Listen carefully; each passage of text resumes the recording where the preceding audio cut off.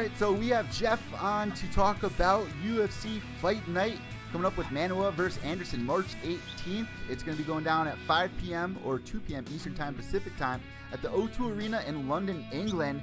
So why don't we start right from the top here? Of course, that's going to pique everyone's interest, somebody that they're familiar with.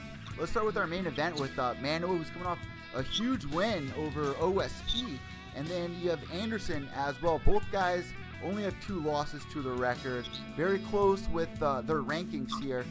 Ted, let's start with you, man. What's your take on Manuwa? I mean, he's had a pretty wild career here in the UFC and finally getting the recognition I believe he deserves. Yeah, definitely. When he knocked out OSP, that definitely put him on the map.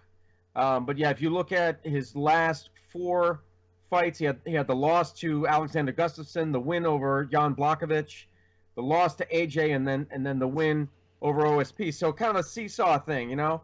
And then Corey Anderson, the loss to Shogun Rua. Actually, I only went back 3 fights. Lost to Shogun Rua, win over Sean O'Connell by TKO.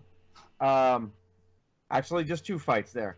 And my next note was, a lot of people have this guy pegged as a very boring fighter or wrestler, or you can say he's a wrestler, but people the knock on him is that he's boring. I mean, he had that nickname, Beastin 25-8, but and I guess he changed it. But just when I get on the message boards, people are like, "Oh, this guy's boring." He changed it to overtime.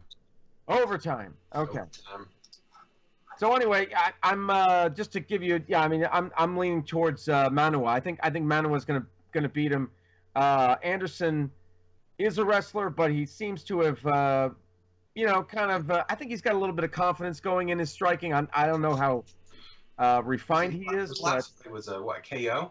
Yeah. So. Yeah, he had a TKO over a guy named Sean O'Connell. But I think he's kind of fallen in love with his hands a little bit, and Manuwa is going to show him that he's a different animal. You know that. I mean, Manuwa is a striker to the core. Well, you don't want to play the striking game with Manuwa, even though he is 10 years older than Corey Anderson is. This would be a huge win for Anderson, who's actually a little bit taller, and I think Anderson might surprise a lot of people, honestly. He looks good. I know he's been doing a lot of live events here lately. Checking him live with UFC over the last few days, kind of doing the behind the scenes. He looks like he's in good shape. He doesn't look like he's cutting a lot of weight, which has been a big thing right now in the UFC. He's looking pretty good. I mean, both fighters I think are coming in. They're both ranked, but they both haven't had that really big test or big opponent they've beaten. Yeah, exactly. OSP has been the big thing. It's been the big fight. I mean, he did also lose to Gustafsson, which was, he's on the top 3, I think, right now. Yeah. So you look at who they both fought coming into this fight. It's pretty even. I mean, they both fought a lot of, those guys looking to get in the top 10. But this is gonna be a real test to see where they belong in, I think, the top 6. Well, Jimmy Manuwa, man, every time that we give him a main event or a fight with, with Rumble or, like you said, with Gustafsson, it never favors for him, unfortunately. So this is a big step for him if he can get this win over Corey Anderson, of course, the younger fighter. So, Ted, I mean, I don't blame you with picking Manuwa here, but I just get nervous picking him when he's a main event contender. Yeah, because Yeah, I mean, this would probably be the biggest win of Corey Anderson's career, for sure. As much as people criticize him and call him boring, I have to say there's other people that say, hey, this guy has the makings of a contender.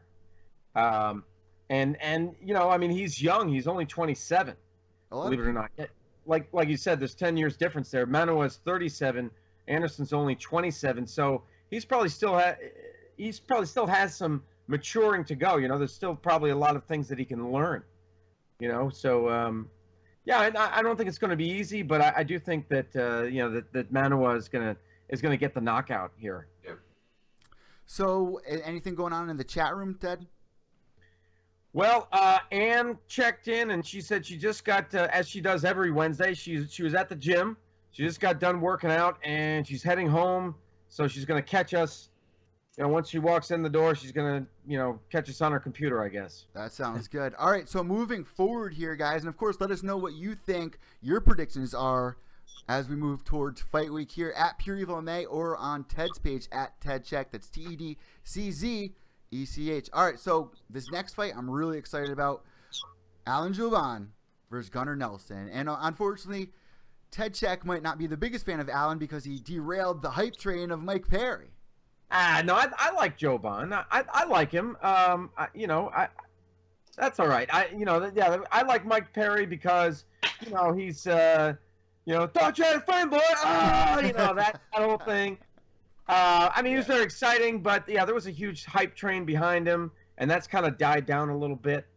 But I'm a big fan of Gunnar Nelson as well. And hey Jeff, we didn't.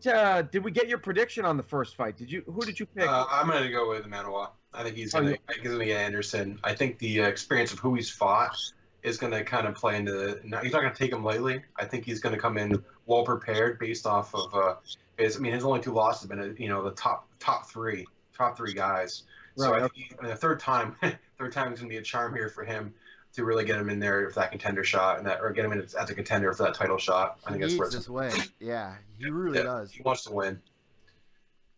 Okay, sorry Jeff, I wasn't sure about that. So I wanted to make sure we got your prediction on that one. I'm excited for Gunnar Nelson too, though. Hey, I don't blame you for jumping by. I'm excited to see where he's going to be. He's a guy who's been severely overlooked in that division, especially I think he's ranked 8th? Yeah, 8th or 9th. 9th in that division, and that's a stacked division, obviously. But his only losses are coming to like Damian Maia, who's also a submission artist, obviously. Yeah, so he's got a lot to show here, and I'm excited. He's beat Tumanov last, so yep, he's coming in he's coming in excited. So. Well, we see him with that stand-up style, very similar to Conor. Of course, he trains with Conor and Artem. He's a fighter out of Iceland, and unfortunately, when they came up to that fight with Damian Maia, we all predicted what was going to happen there. But I love Gunnar Nelson's style. I think Alan has a huge test with coming forward on the feet and especially on the ground.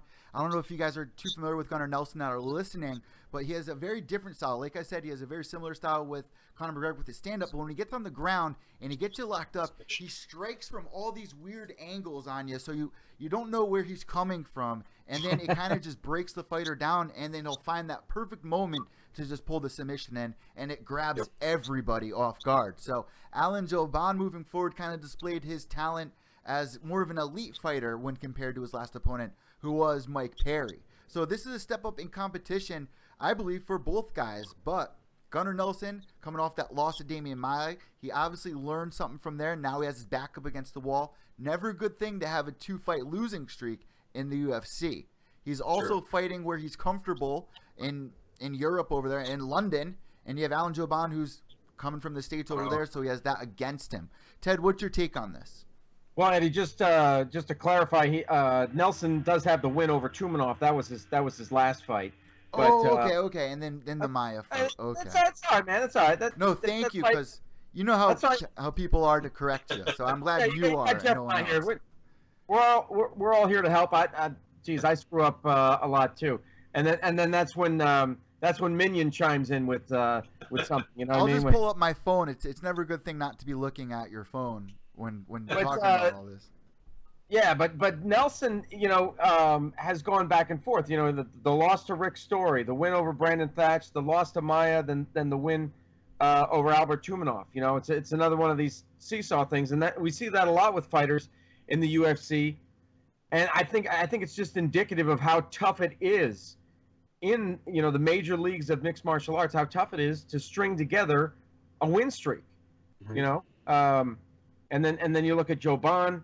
He's on a 3-fight win streak right now as well. He is on a 3-fight win streak, right? But has he faced the level of competition that Nelson has? No, not exactly. But Mike Perry was a nice up and comer, kind of headhunting him. The Bilal Muhammad fight, Allen won the first and second round, and then he kind of gassed out a little bit, and Bilal started connecting. Of course, Bilal's a Titan FC champ moving up to the UFC, making his debut, so he had that against him. But he almost finished Alan Jouban. So that kind of worried me in that fight. He moved forward. There's always that moment in the Jouban fights where like, oh my God, Is he going to be able to get through this moment? And he does amazingly. Mm-hmm. And then, of course, Ted, you mentioned Brandon O'Reilly. These 3 fights all happened in 2016. Yeah. Right. Busy year. Yeah, so Joban is very resilient. You know, he's got a lot of heart. Like you said, Eddie, he comes back in fights where you think he might get finished.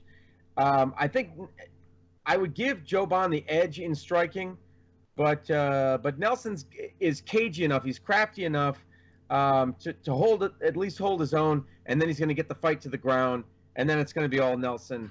So I'm picking Nelson by submission. I wouldn't even be surprised if he's even with Joban on the feet, because he has that loose, kind of bouncy style we've seen him knock people out before. Jeff, how about you? I'm kind of torn between this, because it's really becoming. Nelson's a dynamic striker by no means, but he likes to finish on the ground, and that's where we've seen a lot of him. And the thing is, I think that Joban's going to try and keep it standing, because that's where he's gotten a lot of his luck. Success, Not so much luck, but a lot of his damage has been coming on his feet. So if he can stay on the feet, I think he's got a chance of winning it. If Nelson lands, on his feet, brings him to the ground, it's going to be very tough for Joban to really battle him on his ground game. And like you were saying earlier, he kind of wraps you up, and then he takes your back, and then he's just pounding you in the ribs. He's pounding on the side. He's getting you in that. It's like a snake, just striking you. Yep. And he wraps with that rear naked choke, and then he makes you tap. So it's a very even fight. It's a very good fight. I think it's underrated on that card by all means. It is the co-main event, but I think that people are really are worried about the main fight. I'm excited for this one, because I think this is going to be the one that's really going to put Gunnar Nelson, and he's going to give him a chance to really showcase who he is, because he's had some big wins. Yeah. And this is going to, this is the big up and comer that people have been talking about with Joban. But I think this is going to really put him on the map for the, one more fight, and then they might give him a title shot if he really showcases his talent. So. Well, I'm going to take Gunnar Nelson on this one. I might lean with you guys. Ted, who are you leaning with before I make my closing statement? Well, I picked Nelson by submission. That's what I thought. And you know what? I think I might lean with you here with Gunnar. And I hope if Alan's listening, he doesn't get too mad at me. What was that? So you're picking against your boy Joe I know, right? I love Alan. I've interviewed him before, and one cool thing about him that I want to let you guys know. And that's another thing, Ted. Every time I interview somebody, all my listeners are like, "You always pick the guys you interview." Yeah. See, now Joban is not going to want to talk to you anymore. Oh no! I'm holding against you. Oh, I don't want anything against the guy. I think it's a great fighter. I just think that Gunnar really wants to get that other win in, because he had that loss, then he came back, had that win, and then I think he's going to want to keep that continuing, because I think he learned from his mistakes that last fight, and he showed in the last fight how good he is.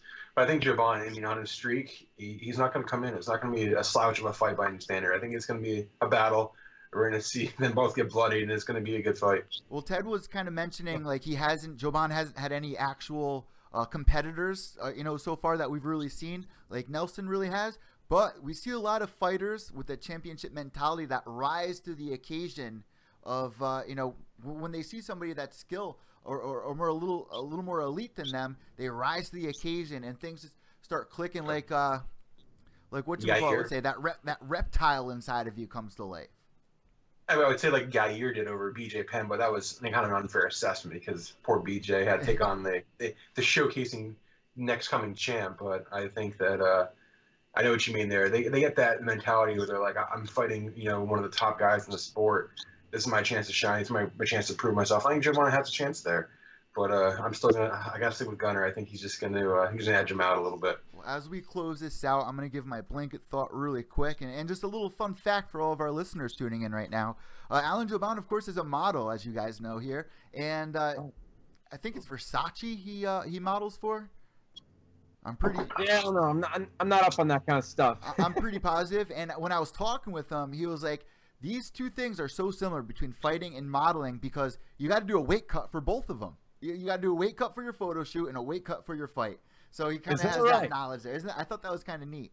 I did not know that. I wasn't aware that they did weight cuts for modeling. I just figured those dudes walked around all the time like that. Like I never realized they did. Like, of course you got to stay skinny, but to go through a weight cut on your day of your photo shoot, I thought was pretty hilarious. Get those abs out. Get those abs out. And he's a fighter, so you don't want to get, your face all, so you got to be careful. Body Go ahead, Jeff. Go ahead, Jeff. Body movement. Head movement. Yeah. No, I was just wondering, like, where you were going with that, where you're like, oh, the two are similar. I'm like, really? Because one you get punched in the face and one you don't want to get punched in the face. But no, I see. Maybe the scars. That gives you more character. If he happens to get beat up a little bit. And I also told I told Alan last time we spoke, I was like, you need to get another win so you can have that. Every time he gets a win, him and Kara Bryant, they do the podcast together. They pop a bottle of champagne, and they actually brought it up on the show that I told them to do that. So I kind of want to see that happen again.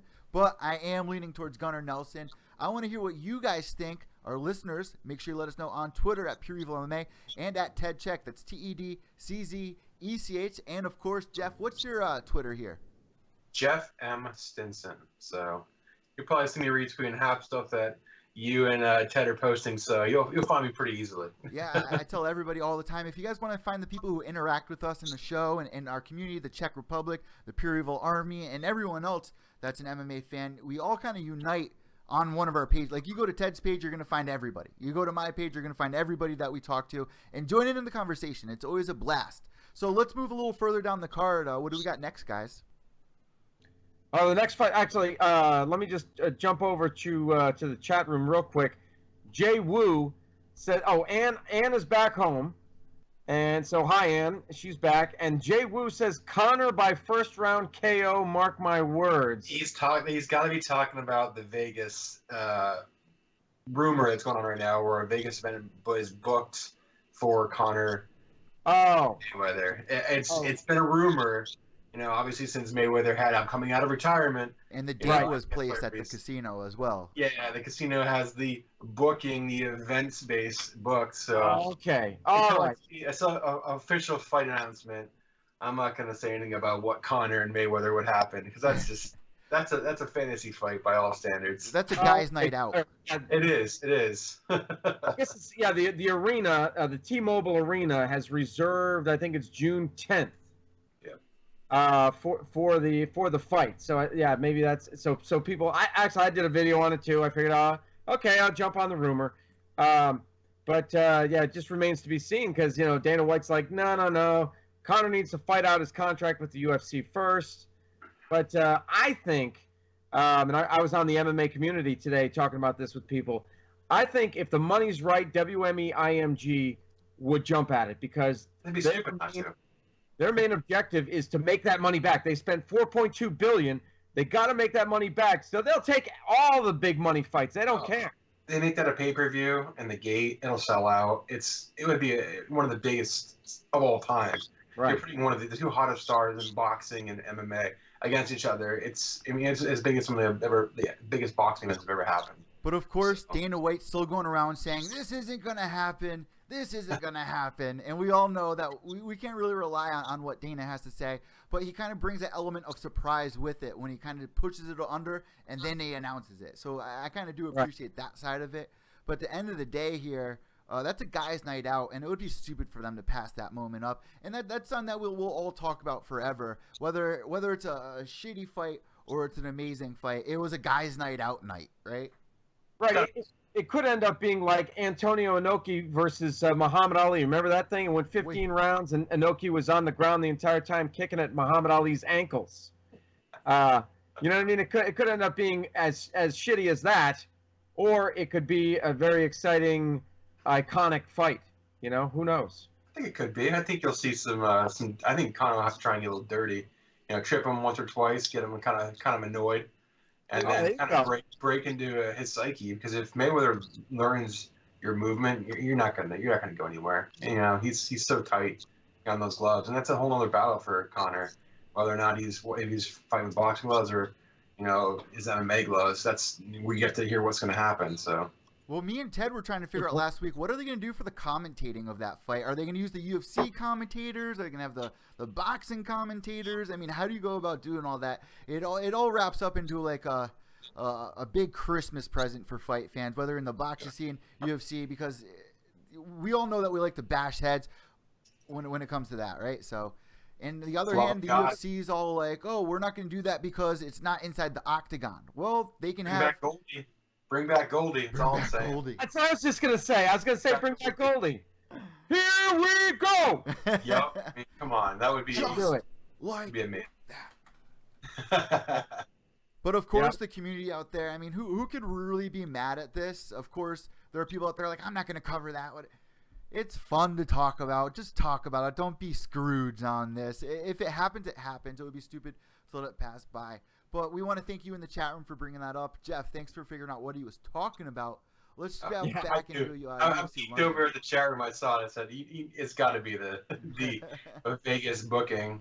But hey, it's T-Mobile, so it's got to be somewhat valid, and they put a big statement on it. So we'll see. I'm sure we'll hear. Why would they hold that date? I mean, that's if they hold the date and it's for nothing, that's money lost. So, you know what I mean?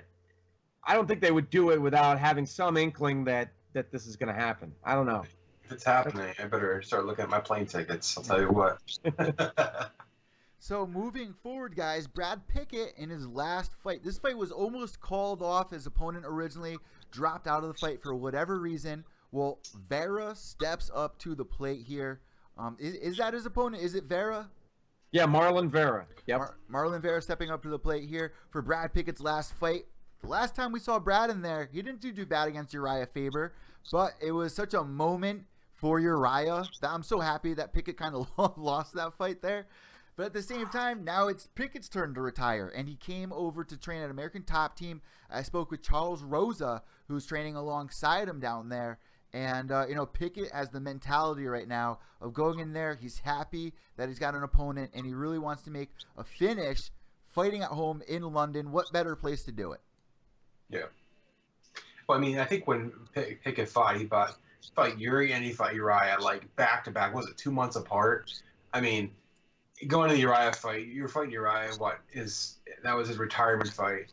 And you're fighting him, I think, was it Sacramento? Pretty much his hometown. Yeah. Right. Yeah, I mean, you're going to have to fight somebody. I mean, I'm glad Uriah won unanimous decision.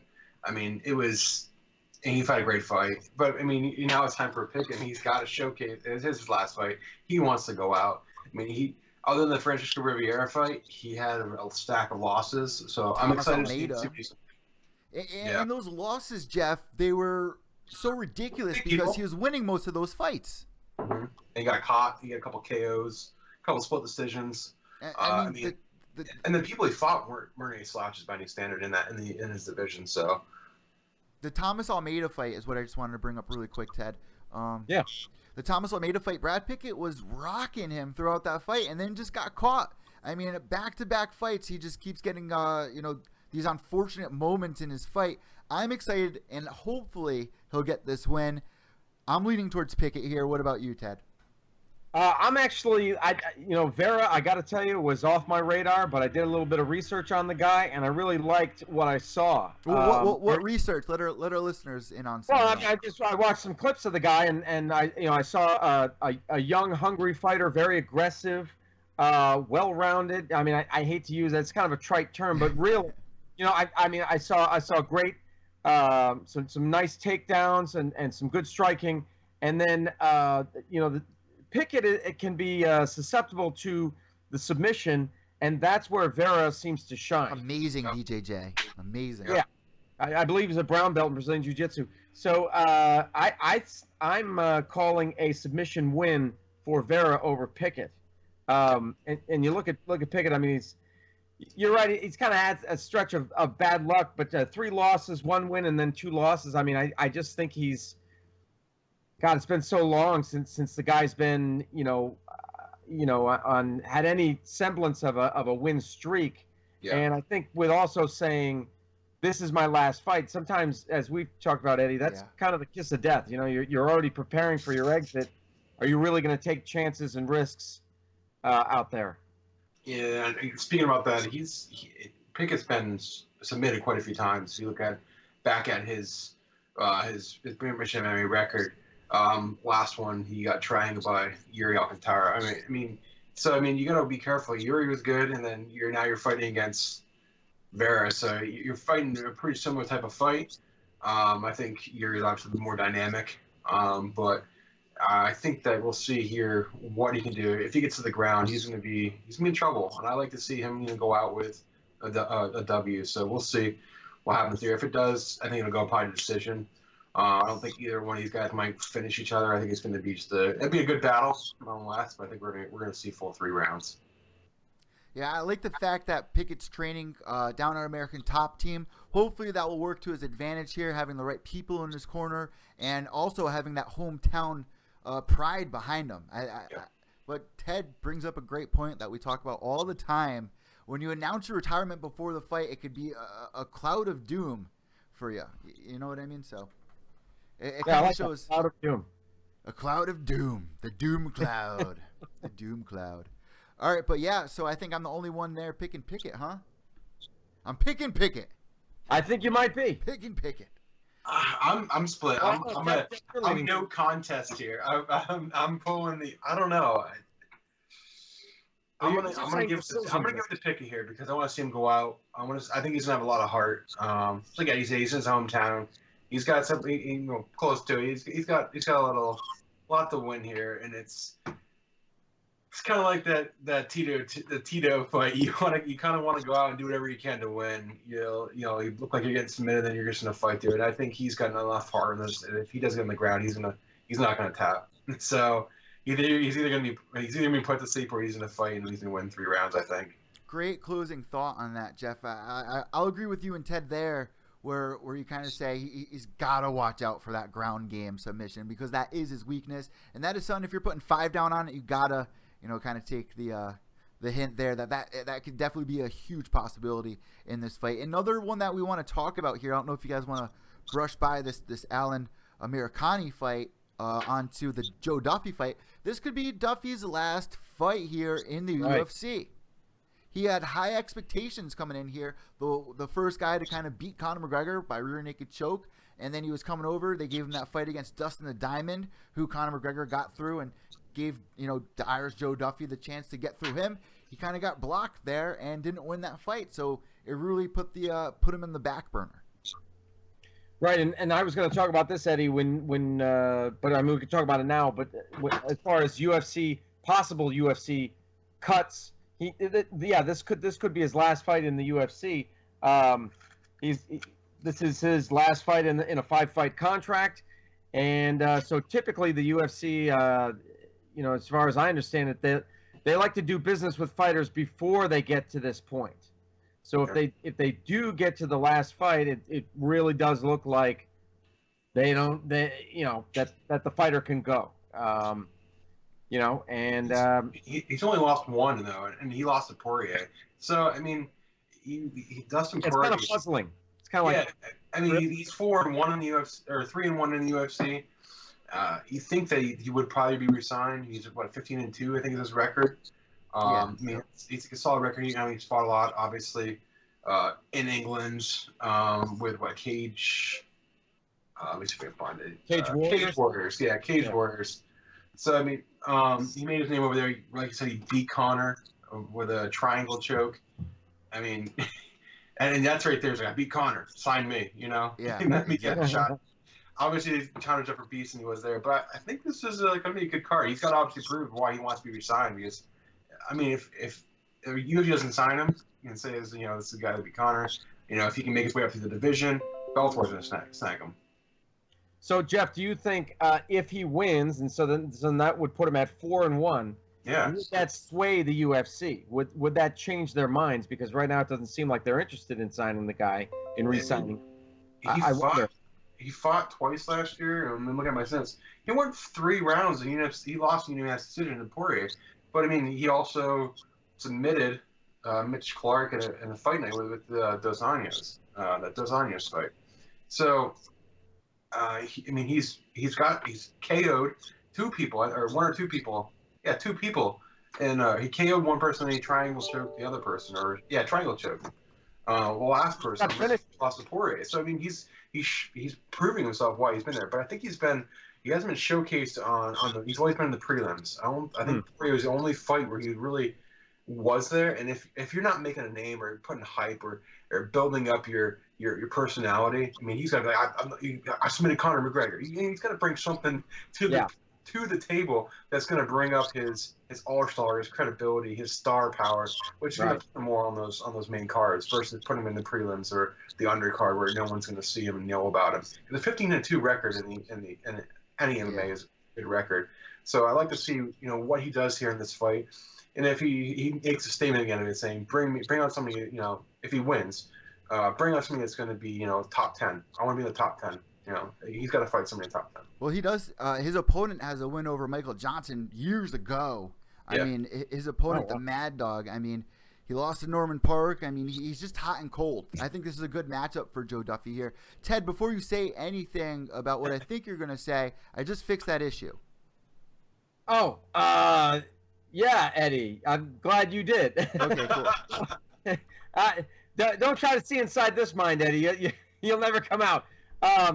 No, actually, what was I going to say? Okay, let me just kind of speculate here. So say Joe Duffy wins. He wins, convincingly. He finishes his opponent, gets on the mic, and just delivers like a Nate Diaz-esque, it's needed. Hey, UFC, you're taking everything I work for, motherfucker. You know what I mean? Like that. Maybe, but that's not really Joe Duffy, right? That's not his personality. I mean, but he needs something. I think you're right, Jeff. Unfortunately or fortunately, in the fight game, it's not just what you do in the cage anymore. You got to develop that personality. You got to have the popularity. All those. You got to engage your fans. Yeah. Joe Duffy has a huge following behind him over there, but not really that successful here in the UFC. Like you two were just saying, he's kind of living off of that win over Conor. Yep, got to move beyond that. Yep. So like you just said, Ted, that's exactly what he needs to do, and it works. That night that Nate Diaz did that, 5 other guys called Conor McGregor out, but the fact is he put it out there. And they were able to use it in the promo working up to it if they did sign him. Oh, yeah. That was gold. You need to do that this day and age. You need to be able to work the mic as well. Yep. He's fighting in such a stacked division, though. I mean, for him, he'd call anybody in that top 15, and they would be a good fight. I mean, that's probably the most stacked division right now in the UFC, hands down. I mean, I think that's where everybody is fighting. That's where the UFC is making a lot of their money right now. I mean, look at the top 4 plus Conor are all fights that I would drew over as a main card, in my opinion, because I think you're seeing a mix of punching power, ground game, and overall just and endurance. Really, we all can hold 5 rounds. I think I'm looking at the rankings right now. You obviously got Conor, Khabib, and Tony, and then you got Eddie Alvarez, Dos Anjos, Barboza, Michael Johnson. And then you got Poirier and Diaz right there knocking on the top 10. I mean, that's a stacked division. Yeah. I mean, he's got some super talent. So I think he goes in there. He goes, he calls out like Barboza, something like that, where he can brawl with somebody. I think that'll put his name on the kind of in the spotlight. But first, he has to get through the Mad Dog. So we will see if that happens. Let us know what you guys think on Twitter at Pure Evil MMA. And at Ted Czech. And, of course, Jeff, once again, what's your Twitter?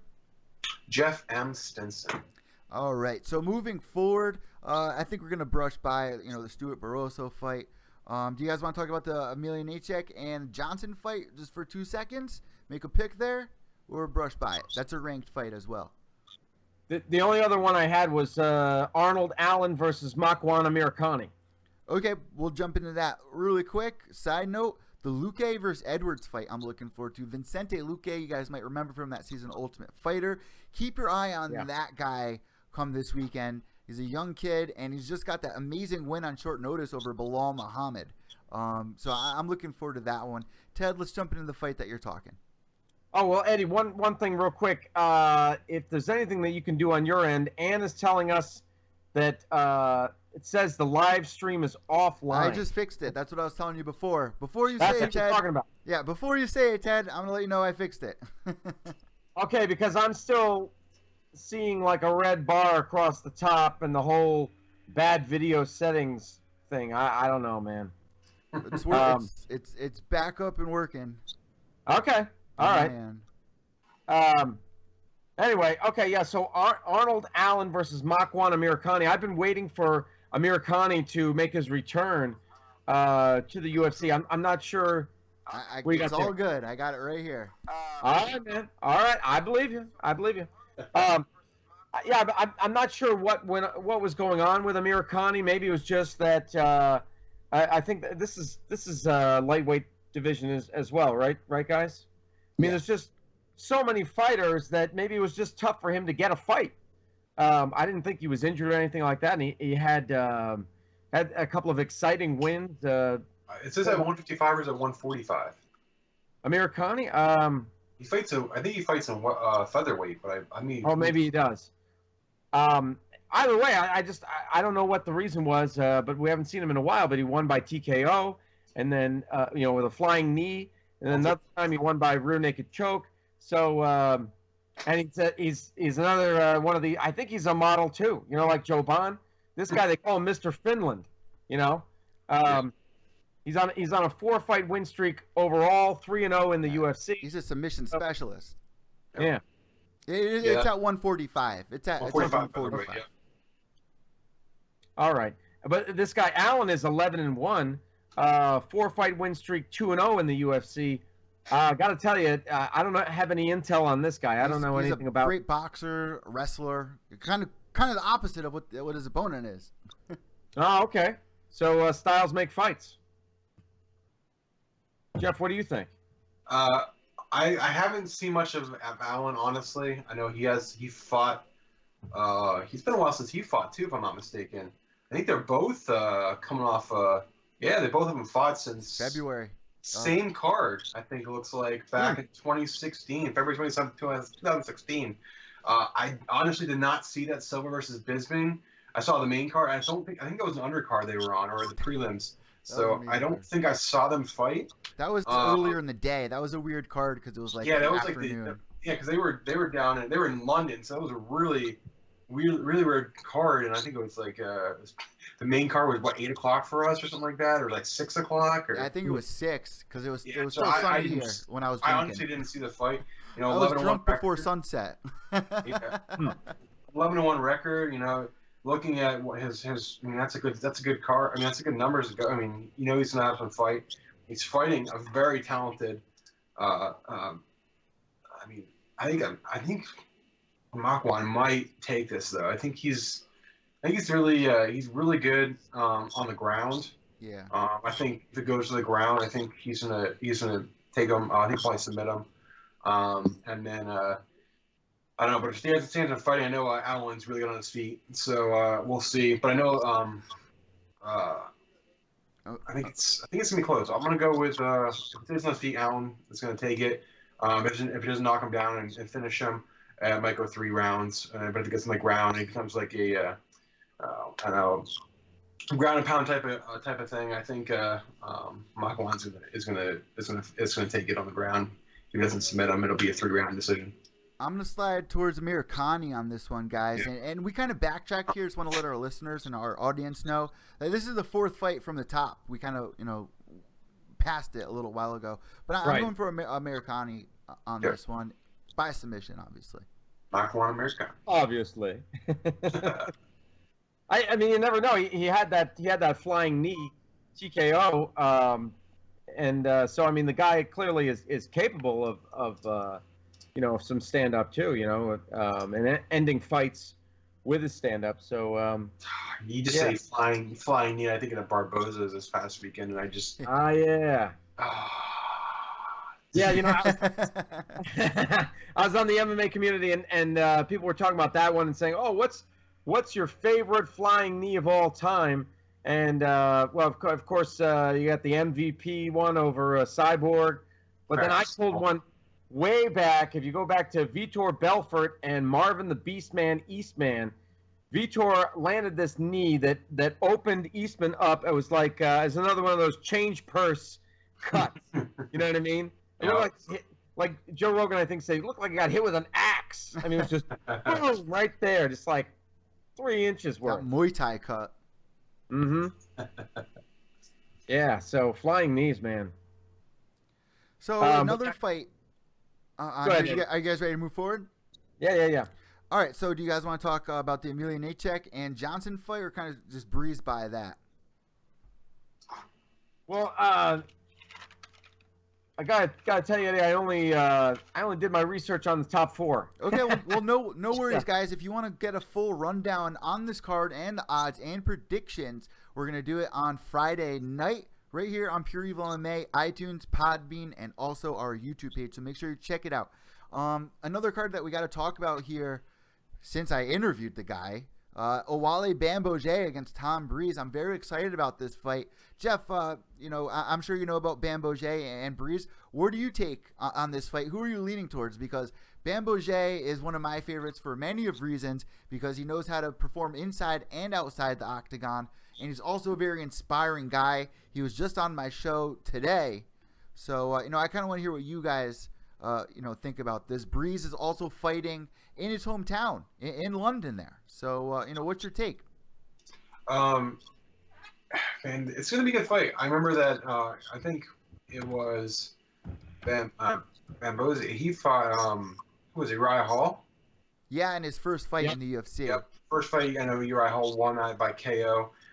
He's had a kind of an iffy type of thing. So I'm sure he's kind of being looked at right now, saying, how am I going to do? So he's got to make a name for himself. But I think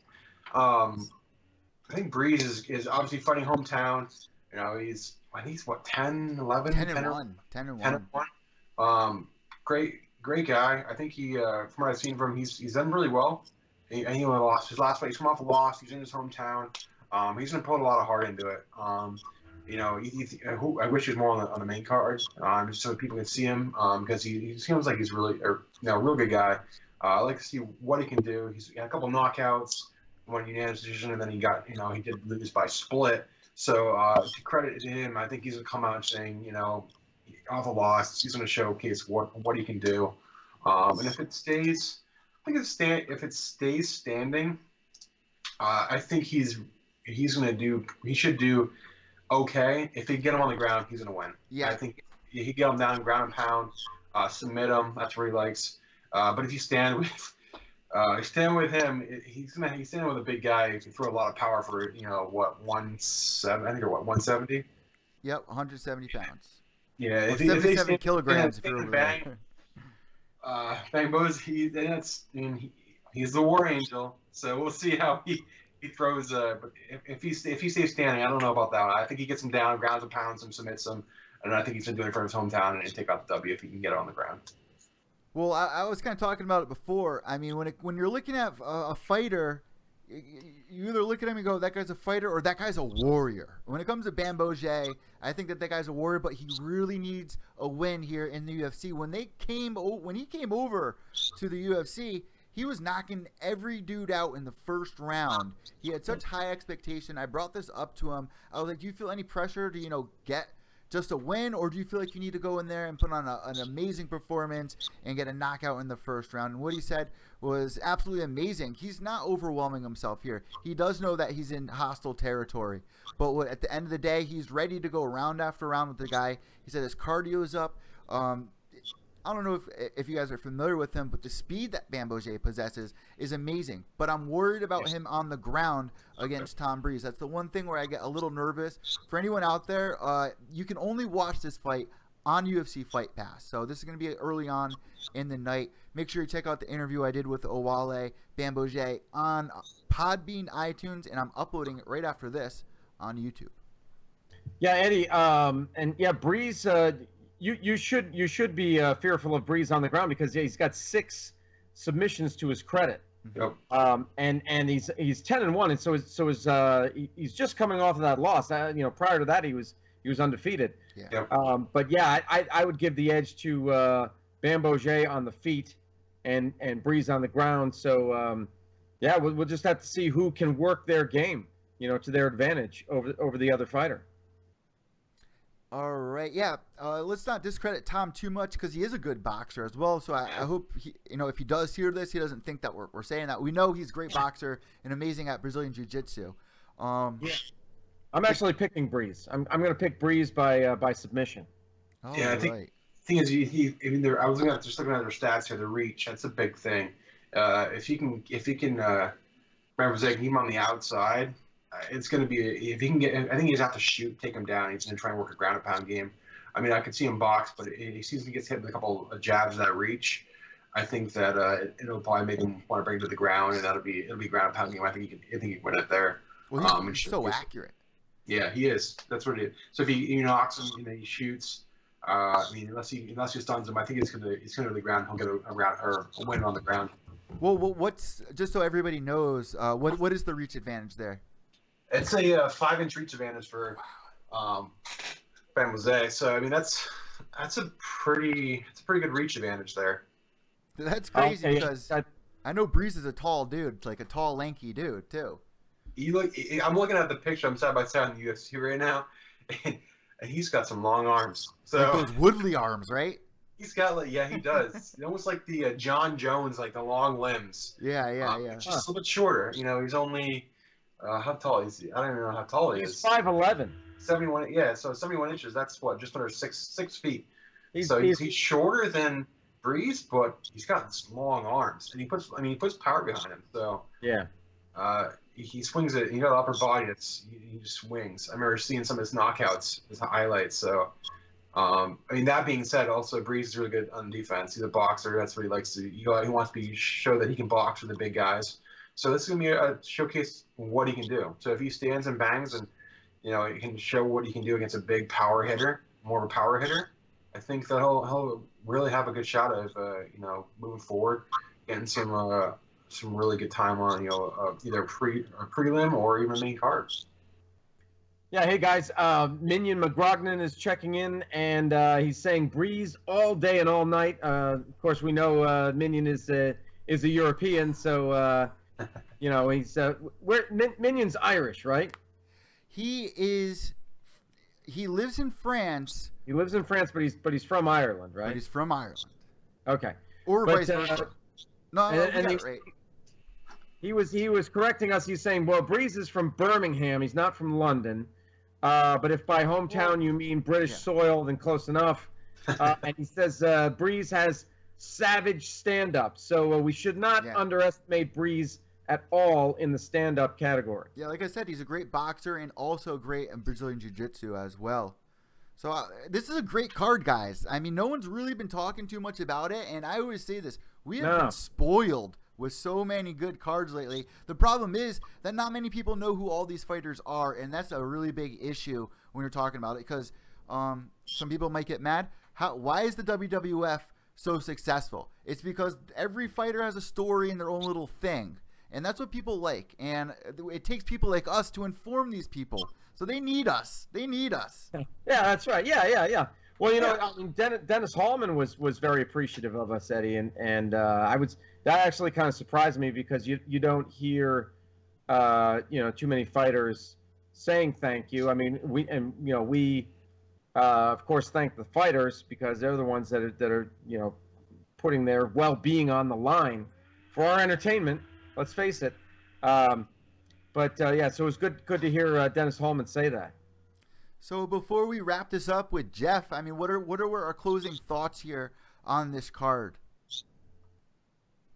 Well, it's the whole thing is on Fight Pass for one thing. I just checked on Wikipedia. Oh wow! Really?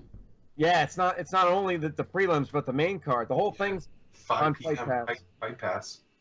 Yeah, and the other thing, Eddie, the UFC's got somewhere between 400 and 500 fighters. I think fighters have to take it upon themselves to stand out, but it's just not so easy when there's so many of them, I think you're right though. This card is kind of going under the radar a little bit with a lot of people, at least over here. Probably not in the UK. Yeah, probably not. Yeah. when you think about it, though, it's not given to discredit the fighters' talent at all, but they're being put on Fight Pass, so that's going to limit their exposure here in the U.S. because not everybody has Fight Pass, unfortunately, and they're not going to see the talent of it. Some of these guys. I mean, when you're putting two top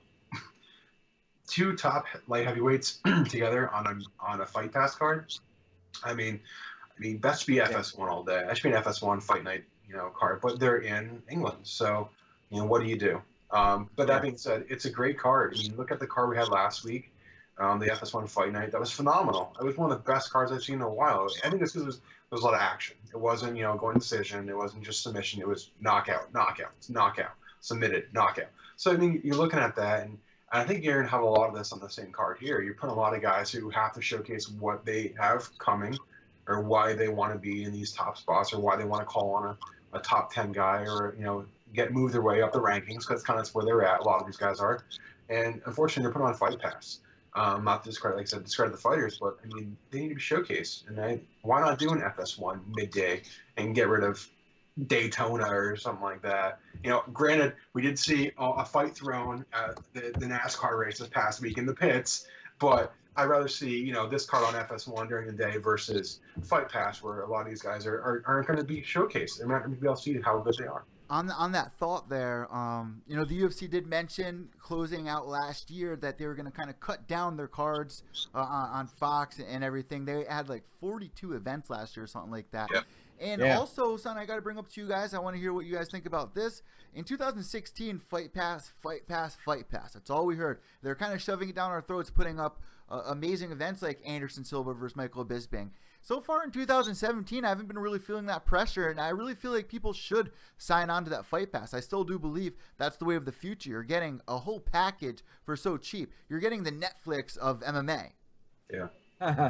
Or the WWE. Well, the WWE network has everything. Yeah. That's you pay however much it is per month, and you get all the pay-per-views. Wouldn't it be something if you got all of the UFC card? You do. You get all the Fight Pass. You get all the Ultimate Fighter seasons. You get all the specials, the UFC's Tonights. You get all of that. All the pay-per-view events. They release every pay-per-view. Like, if you just watch pay-per-view, in 30 days, it drops on Fight Pass for you to rewatch. Oh, but you can't see it live on Fight Pass. Not if you're making a subscription service like that, why not, have an extra, like, premium Fight Pass and offer that pay-per-view where you're not, obviously you're spending, the pay-per-view package, but if you can dial it down, put it on Fight Pass, give an incentive to subscribe to it, then you can market that Fight Pass product a lot more. And that'd be smart, like Ted's saying. Put that pay-per-view on there and really go to town with that program. That's not a bad idea, and they just made some changes. They let go. Sorry, Ted. They just let go one of the head guys. I don't know if they let him go or he left, but one of the guys that was in charge of Fight Pass actually just left. I have a buddy that works in the inside over there that puts together all the videos for them that I went to school with, grew up with. So not much has changed, but I feel like this year they haven't been really marketing it as well. Well, since that guy left, maybe they need to hire Jeff because Jeff's got some ideas, to make it better. And you know what I mean? So we right here. Right? Right here. All right. So, Jeff, I want to thank you so much for coming on Evil Intoxicated. Maybe we can make this a regular thing. I had a lot of fun with you coming on here to talk about these fights, man. And it would be pretty cool if you guys are listening could go follow Jeff. Jeff, once again, what's your Twitter and your Facebook, if you don't mind? Jeff M. Stinson on Twitter. Facebook, you can find me. I think it's just Jeff Stinson. So add me, friend me. I'm always tweeting. I'll live tweeting during the fights. Tweeting a lot of things like Gaston Silva, which is coming to Brazil. Excited about that fight. So I'm always tweeting. As soon as I see it, I'm posting it up there. I want to see what's coming down the pipeline. So we got some big cards coming up our way. I'm excited about this card here. I'm gonna try and catch the hopefully the main card. And then I'm excited about what's coming down in here in April. I guess we got that one good fight that's coming up. So I think it was 211. 211's coming up. Yeah. In May. We have Fight Night Swanson, Lobov, and then we have oh my gosh, Miocic Dos Santos too. Right. That's the headliner for 211. Yeah. So I'm excited about that card. That card's starting to look pretty good, and I know I think that's the one that's Dallas, right? Dallas. Yeah, Dallas, Texas. Everybody was trying to get it. What Cerrone was trying to get on it. A lot of people trying to get on it. So we'll see. So yeah, I'm excited about It's already that. looking great. 211. Yeah, I mean, they got Frankie Edgar versus Yair Rodriguez. They got Damian Maia, Masvidal, Cejudo Pettis, Joanna Jędrzejczyk versus Andrade. They got Eddie Alvarez versus Dustin the Diamond. They also Henry Cejudo, Sergio Pettis. yeah, so Cejudo versus Sergio Pettis. That's a stacked card. Yep. Why? That's the type of pay-per-view that I'm excited to see again, where you're going to see explosive fights other night in almost every fight. So I'm excited for that. I'd love to probably weigh in on that coming up with you guys. But I appreciate you guys having me, and look forward to chatting here more often. Well, really quick, if you guys are listening to this on the podcast or watching live right now, on Fight Night, we have a blast on Twitter. All you got to do is follow me at Pure Evil MMA, and you can get along with everybody that we talk with here on Evil Intoxicated and Pure Evil MMA. And Ted's been kind of chiming in as well on Twitter. So, Yeah, we've been having fun, man. And, of course, we got our Pure Evil Army League. Jeff, we're going to have to add you in there. You got to download UFC Pick'em, man. Join in on the fun. Make your picks with everybody and rank in every week on Pure Evil MMA. Will do. I look forward to it. All right, so have a great night, Jeff, and make sure you guys all go follow him. It wouldn't be episode 40 without our boy Pat, a.k.a. Lone Wolf, coming in to make a first-round pick here. And happy birthday to you, Pat, and thanks for joining us here on our 40th episode. Ted, what a night, man. What a great show, episode 40 here. Oh, yeah. It's been a great one. I agree with you totally, man. Well, you know what we like to do here, Pat myself on the back. Yeah, a little bit of this, a little bit of that. Hey, all right. So let's wrap this baby up. Ted, let's close this up. Where can everybody find your stuff, and what videos did you release this week? I did the one about Khabib Nurmagomedov possibly damaging his liver. I did the Vitor Belfort dad bod video. Let's see what else. Hold on, real quick. I'll give you a little rundown. You gave us a weather report for Pennsylvania. I think we're supposed to get a wintry mix on Saturday. Jeez. You know, like a sleet, snow, rain March thing. It's such a weird season here on the East Coast. You go through January, February, and then back to December. Yeah. Oh, McGregor-Mayweather fight could happen June 10th. We talked about that. Yep. And then prior to that was my UFC Belfort versus Gastelum recap, because I do those. You do your thing, I do my thing. So I do my Facebook Live after every major event. That was, I don't want to say it was really a New Year's resolution, but it was a kind of a vow that I made. I said, well, I'm gonna make every effort after an event. I will immediately do a Facebook Live. It's tough, man. People don't give us credit for everything that we do, all the stuff that we do, between the updates, the shows, the post-fight recaps. It's a lot, but it's fun, and that's the payoff, is the community giving back to us. Yep, absolutely. And that's what's going to keep us pushing forward past episode 40 here, and we're looking forward to this journey that we're on. Ted, always love your videos, man. If you guys are listening to this, make sure you go check out Ted's page on YouTube. And, of course, if you're watching live, you're on Ted's page. But go check out my page at Pure Evil MMA right here on YouTube as well. I'm Evil Eddie from Pure Evil MMA, frontproofmedia.com. I hope you guys all had a great night. And once again, thanks, everyone. Yourselves.